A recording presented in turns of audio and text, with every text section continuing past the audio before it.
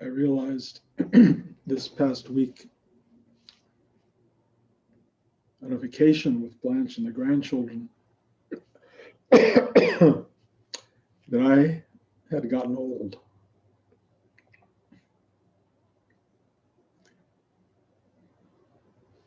Like I had turned a corner, and the slope was very, very clear and very steep.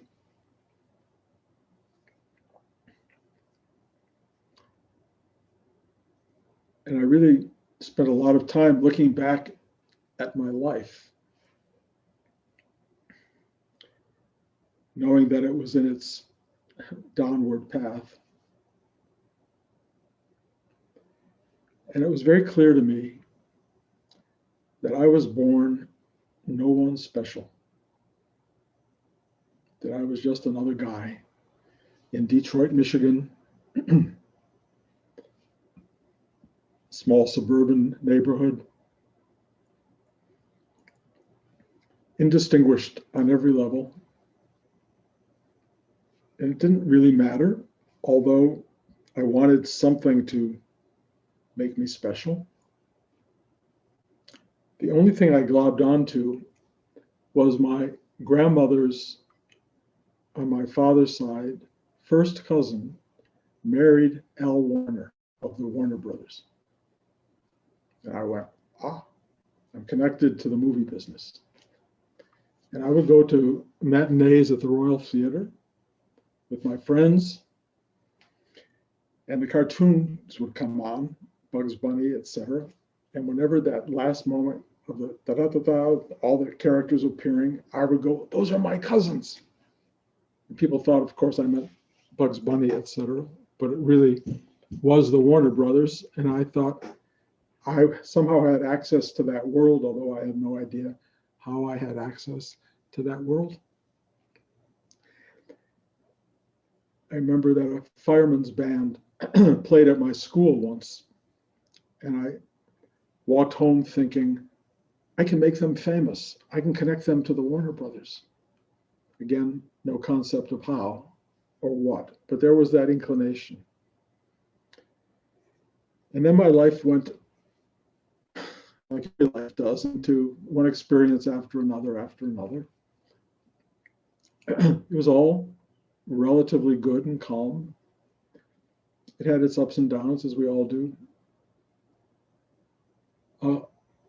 And everything was basically on track to be a very normal life, except my roommate, and you've all heard this, Barry Kaplan from Detroit, ended up befriending Timothy Leary, asking if I wanted to try this LSD drug. And I said, okay.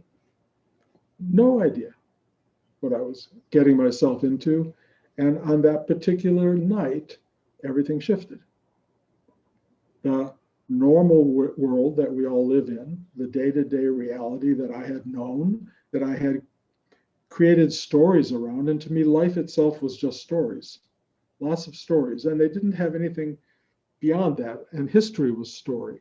And so I would hear these horrific stories of the Holocaust, and even though I had family lost there, even though I was part of all of that, it was just stories, just mind stuff. It was a collective understanding of things, but there wasn't a lot of reality in it. And then that night of my long described big overdose of LSD, everything was gone, shifted, changed completely into a vision so big that my life and all of our lives and the world itself and the universe itself were dwindled into almost nothing. And then I came back from that unexpectedly because I didn't think I would. And as I told you, I asked, why am I back? And they said, to tell people what you saw. And that became a kind of marching order for me to, in that time, I was going to write theater. I wanted to be an actor, something like that, but it became movies. I started to write movies. It took a long time and a lot of things for me to gain traction. It also took a lot of risk taking, which I've talked about in the past, but that's really an important factor because the universe, once they appoint you or anoint you as one of their spokespersons, want to know how serious you are, and they will challenge that. I don't know who they are. Rudy called them the guys upstairs, and I was challenged in any number of circumstances to give up the security of the life that I was given.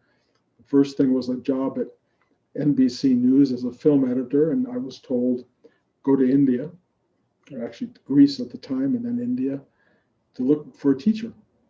And so I left that job behind. It was quite an emotional and difficult thing to do.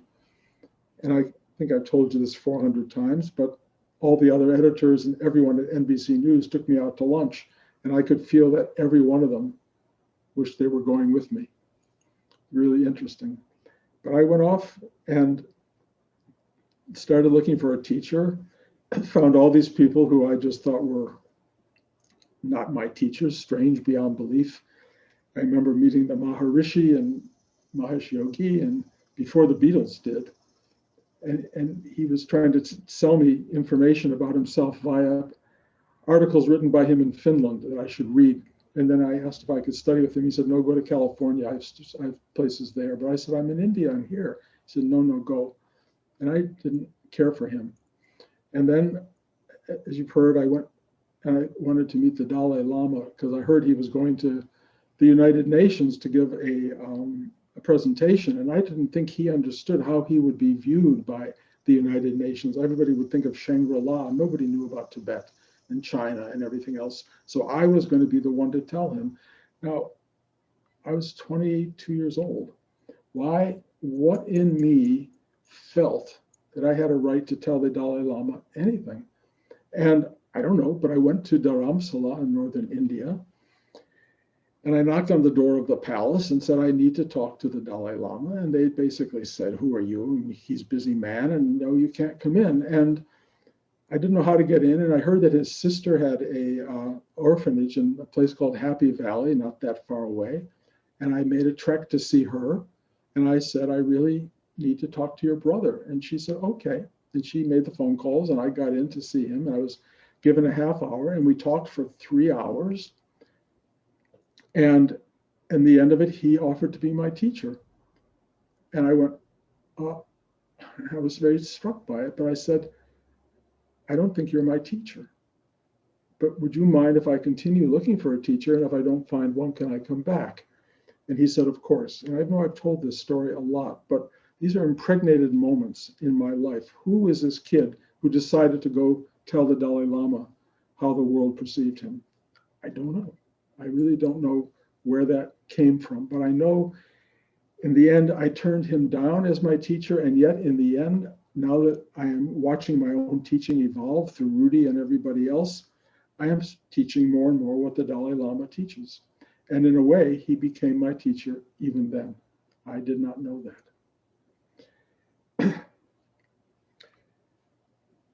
Rudy was foundational for me when I came back from India. He became the source of practice, of insight into how to take this psychedelic universe, whatever that was, and put it into some kind of internal practice that would connect me to that vast, extraordinarily influential energy that had changed my life and make it accessible without having to take artificial mechanisms. And I started to go inside, and I used to do the practice, and I did the practice literally every day for 44 years. I sat every morning. I never missed a day. And in that time, I dug my way into these spaces that were very powerful. At one point, I told Rudy I wanted to teach. He said, you're not ready. I went, oh, and then he died. I was then a curator at the Whitney Museum in New York, running a film program. And Rudy had died. And one of his teachers moved to Bloomington, Indiana. And I said, well, I can't stay as a curator. I need to continue my spiritual practice. Why I put that first, I don't know, but I did. And I moved to Indiana. I gave up this curatorship at a major American museum. And I became like working in a store selling wine and cheese and practicing and practicing this inner life. And then one day I asked the head of the ashram there if I could teach, expecting him to say no and tell me all the reasons why so I could get better at this. And instead he said, yes, start tonight. And I said, but how? What do I do? What's the training? He said, just sit there. You'll figure it out. Which is exactly what happened and happens to even very ordinary people like me. And I sat there and something happened. It opened, it connected to this room full of people, a lot of people. And I could feel this flow and this energy and this connection and these directives. And they were telling me what to do and how to open to each person and how to nurture each of them in some way that was really fundamental. And I don't know how or why.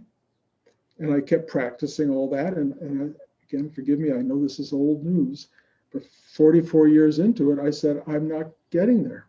I'm not graduating into enlightenment. I'm not graduating into realization and into liberation. And so I said, I'm done. I'm going to stop. 10 days after stopping meditation, this thing happened to me where I went, oh, I already am that. There really is no Bruce, special or unspecial. There's just this journey, this happening, this stuff happening. And these eyes I'm looking at and this body I'm inhabiting are labeled Bruce, but I was really this thing that witnesses all of that. And it was very powerful for me. And I thought I was really awakened and I was enlightened and I felt I had finished my work, and then discovered that that was just a graduation from kindergarten. And then all the stuff started getting beyond. And I've continued this practice in a way, being present, showing up, making this energy available, not because I want to or because I am special or good at it. It's because I'm being told to do it. And I'm being told by this deep thing that told me to give up my job at NBC, give up my work at the Whitney Museum, at one point telling me to leave Illinois and move to Hollywood, which I would never have done without Blanche. And all these things that it was telling me to do, I just listened and I did them.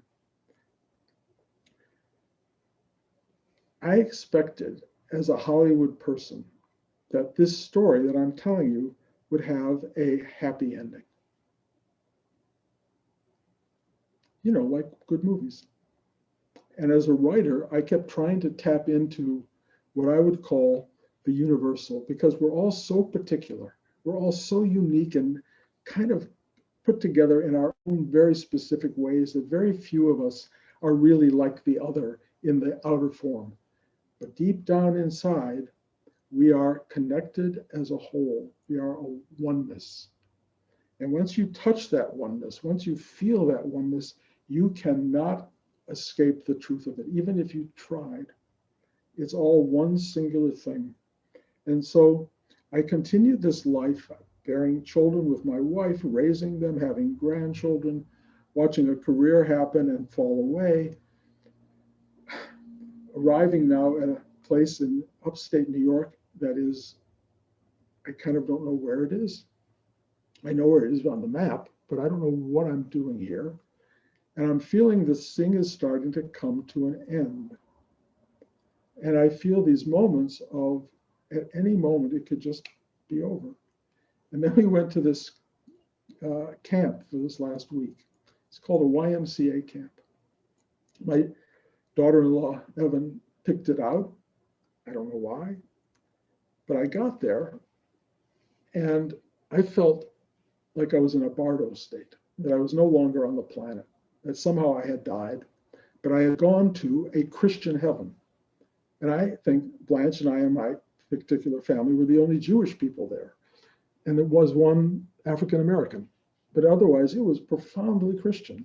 And I happen to love Christ, so it's not alien to me, you know, but they were doing baptisms in the water. It was extraordinarily what I would call biblically beautiful and heavenly. The place was on Lake George. The grounds were exquisite. We met people who've been coming there. This one woman who was 82 years old had been coming since she was 2 every year. The fellowship that I felt everywhere, the dining hall, the people, you could not have had kinder people. They could not hire enough people because nobody wants to work anymore to take care of serving everyone. So people volunteered to be servers.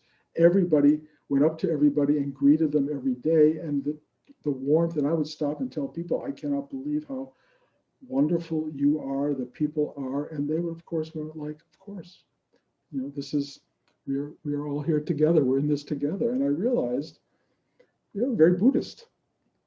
They had really arrived at this incredible place of kindness and goodness and stillness and openness and camaraderie, and families large and small were together with little kids and grandchildren and grandparents and people with walkers. And I looked at the people with walkers and I realized, because I had turned old that week, that I'm just days behind them.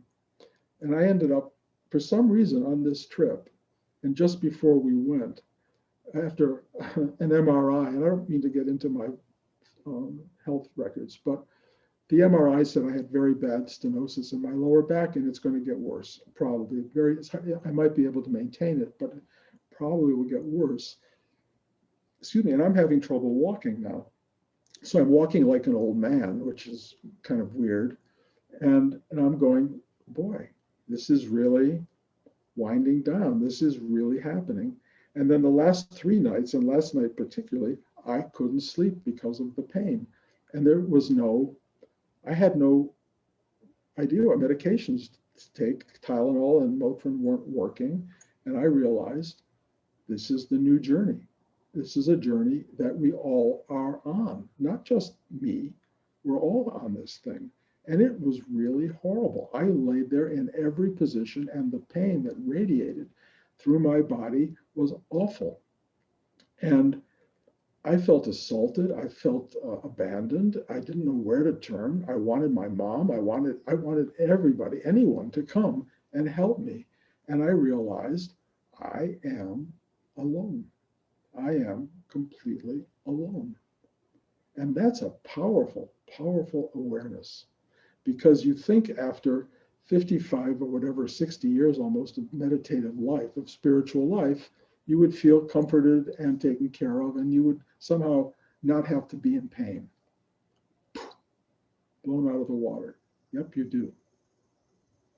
And then I started thinking about what happened last year with this major pain episode I had with my shoulder that I couldn't get past.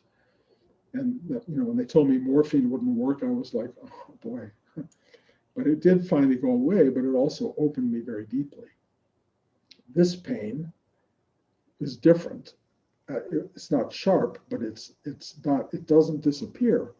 And it just, you can't find a position that's comfortable. So when you have that happen, you're trying to look for sustenance or something in yourself that will be able to embrace it and say yes to it.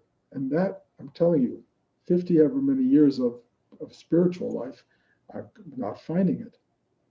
And then this morning I remembered Rudy, and how when he was a little boy, he had a series of operations, I believe after being pushed on a flight of stairs, but I don't remember the exact cause of it. And he was about to have, he had 2, and they were telling him he needed a 3rd. And he said, no, he ran out of the hospital. He ran into a big field, and somehow suddenly there emerged 2 Tibetans, whether in real life or not.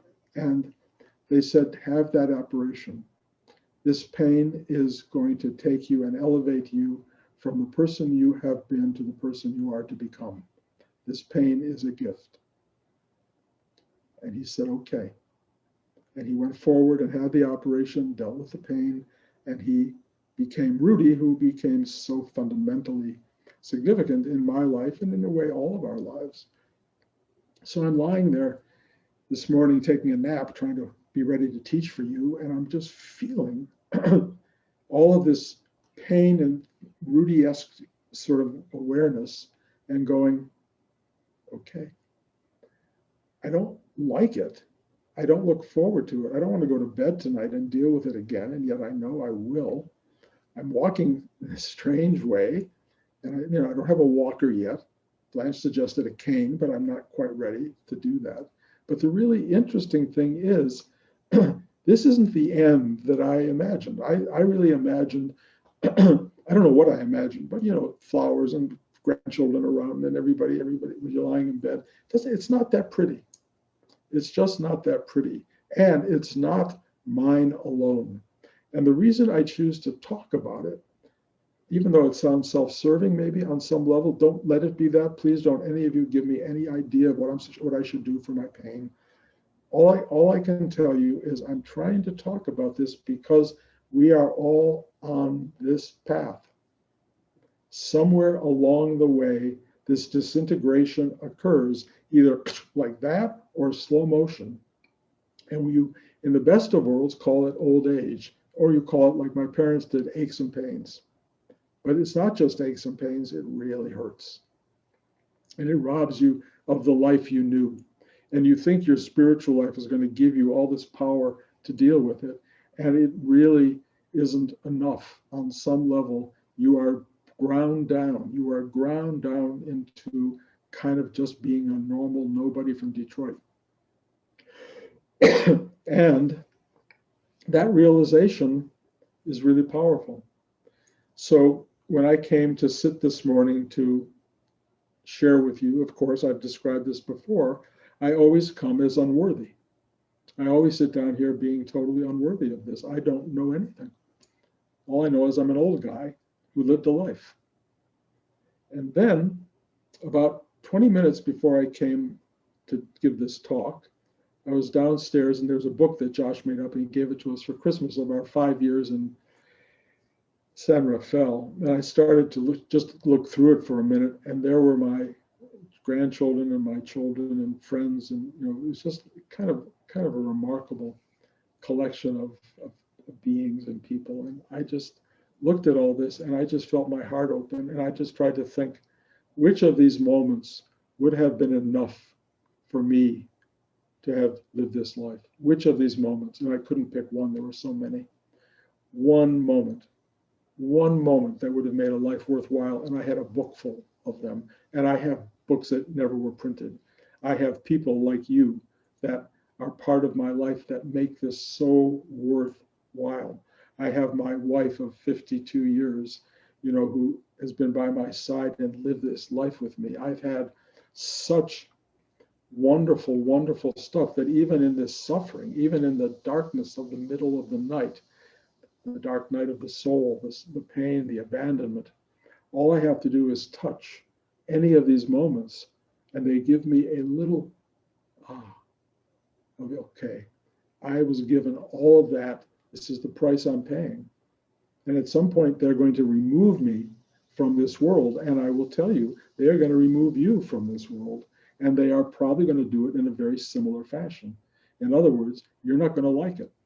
And your whole spiritual life is not going to have given you the capacity to like it. But you may remember in one of these moments where you have the middle of your own night that you are suffering. Bruce went through this, Rudy went through this, Christ went through this, everybody goes through this. I'm not trying to link us up, but everybody goes through it. And learning how to be gracious, still pointed, inward, open, aso, allowing to let this life unfold and devolve as it's going to, is in a way the gift. And it may not end up being pretty. It may not end up being the way you imagined it, as a good Hollywood movie would be. But I was walking with Josh at this camp just the other day, and he said, "Dad,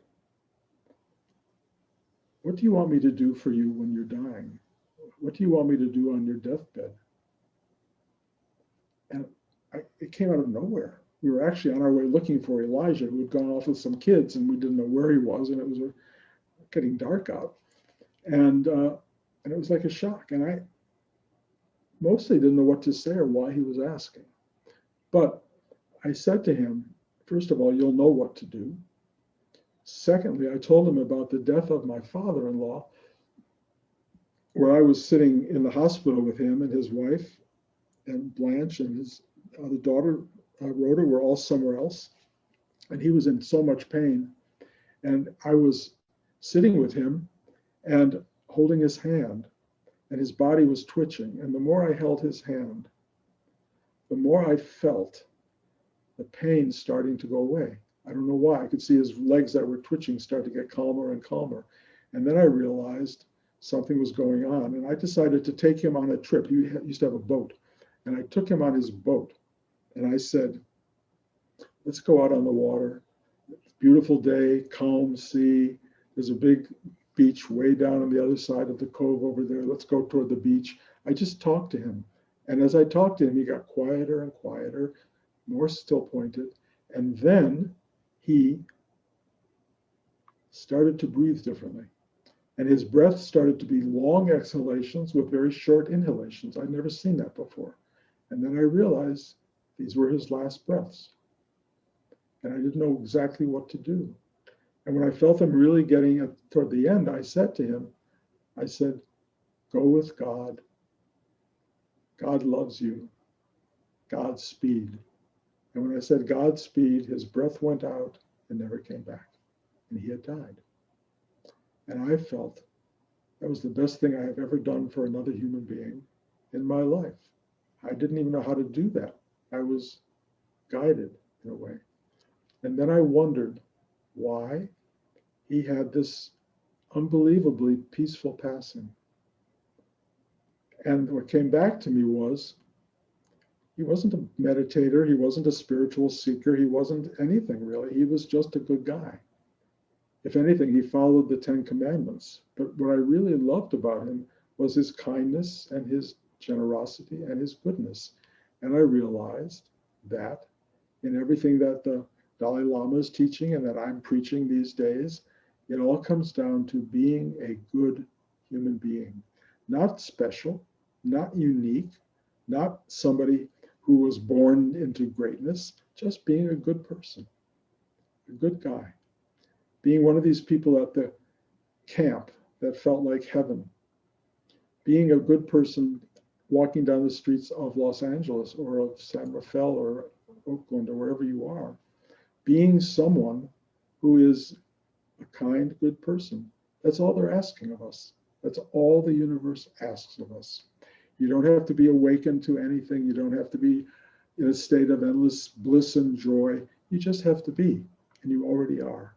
And then use that being as deeply as you can to convey to others this simple kindness. Hold their hand, take them on their ship into peaceful space, be a voice and a conduit of goodness for others, and your very normal, nothing ununique life will in fact prove to be very special. That's our journey. That's a spiritual life. It's not a life into something transcendent where you become the great this or the great that. What you become is a really good guy or woman. So that's the talk for today. I will tell you, just to throw this out quickly, I got really depressed last night. I was really not sure how to get through the night. And I thought 50 some years of meditating, and I got really depressed. And I'm just telling you that because I want you to know that all of this meditation may not remove you from depression. But then I will tell you this. I woke up in the morning, the sun was shining, my wife was lying next to me. I felt so much love for her, so much love for life, that depression lifted and went away. It was like the rainstorm we had last night, the biggest thunderous rainstorm I've seen. It blew over a tree, it blew over all of Blanche's plants. It was unbelievable. And then it was over in the sunshine. So I tell you that because this practice we do is not going to make you anything but human. That's what you're going to become. Don't try to become spiritual. Don't try to become something better than, more special than. Just be really who you are. And I want to leave you with that because it kind of wipes away a lot of the striving and helps you to just center in on this right now is who and what you are. Just be that and be grateful that you're that. Thank you. Any any questions?